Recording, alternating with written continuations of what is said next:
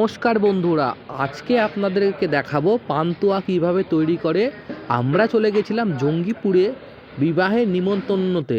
আর Jangipur road station থেকে প্রায় 10 মিনিটের দূরত্ব মেয়ের বাড়ি। সেখানে কিন্তু আমরা চলে গেছিলাম। আর রান্নাঘরে প্রবেশ করা মাত্রই দেখতে পেলাম এখানে গরম গরম তৈরি হচ্ছে পান্তুয়া। আর পান্তুয়া তৈরি করতে ভালোই করা এসেছিলো আমাদের জিয়াগঞ্জ শহর থেকে। দেখতে পাচ্ছেন পান্তুয়া তৈরি করার জন্য সর্বপ্রথমে যেটা লাগে ছানা এবং ময়দার মিশ্রণ, যেটাই আপনারা বলুন না কেন। তার মধ্যে এক একটা লেচির মধ্যেই তারা একটি করে নকুলদানা দিচ্ছে যাতে স্বাদটা ভালো হয়। এখানে প্রায় 2000 লোকের নেমন্তন্ন ছিল আজকে রাতে। 2000 লোকের জন্য এখানে পান্তুয়া এবং রসগোল্লা তৈরি করা হচ্ছে। সব কিছু আপনাদের সামনে তুলে ধরবো। ভিডিওটি ভালো লাগলে অবশ্যই লাইক কমেন্ট শেয়ার করবেন বন্ধুরা। দেখুন এখানে কিন্তু লেচিগুলো কেটে নেওয়া হলো। এবার লেচিগুলো কিন্তু সম্পূর্ণ গোল গোল করে পাকিয়ে নিয়েছে। এবার যে ঘি, সেই ঘিয়ের মধ্যে কিন্তু এবার ভাজা চলছে এক একটা করে। দেখতে পাচ্ছেন মিষ্টির যে লিচি, সেই লিচিগুলো কিন্তু দিয়ে দেওয়া হচ্ছে।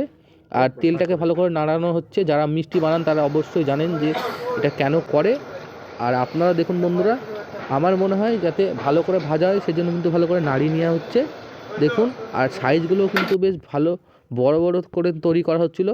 প্রায় 2 থেকে 3টে খেলেই কিন্তু আপনাদের পেট ভরে যাবে। আর মিষ্টি কিন্তু আমরা বাঙালি থেকে শুরু করে সকল মানুষই কিন্তু পছন্দ করি মিষ্টি। মিষ্টি খেতে আমাদের সকলের ভালো লাগে।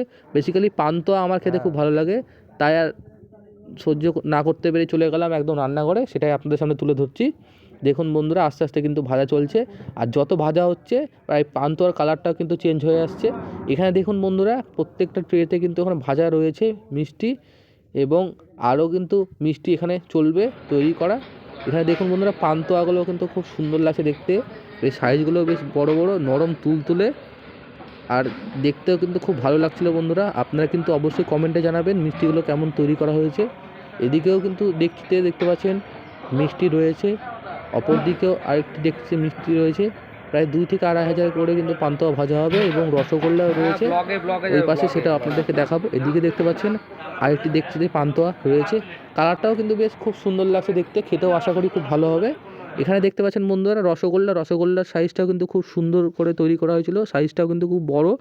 রসগোল্লাগুলো দেখতে খুব ভালো লাগছিল বন্ধুরা। রসগোল্লা 2 থেকে 2500 পিস কিন্তু এখানে তৈরি করে রাখা হয়েছিল। এবার আপনাদেরকে দেখাবো পান্তুয়াটা কিন্তু অনেকটাই প্রায় ভাজা হয়ে গেছে। এবার আস্তে আস্তে কিন্তু পান্তুয়াটা নাড়াচাড়া করার পর তুলে নেওয়া হবে, তারপরে দেওয়া হবে।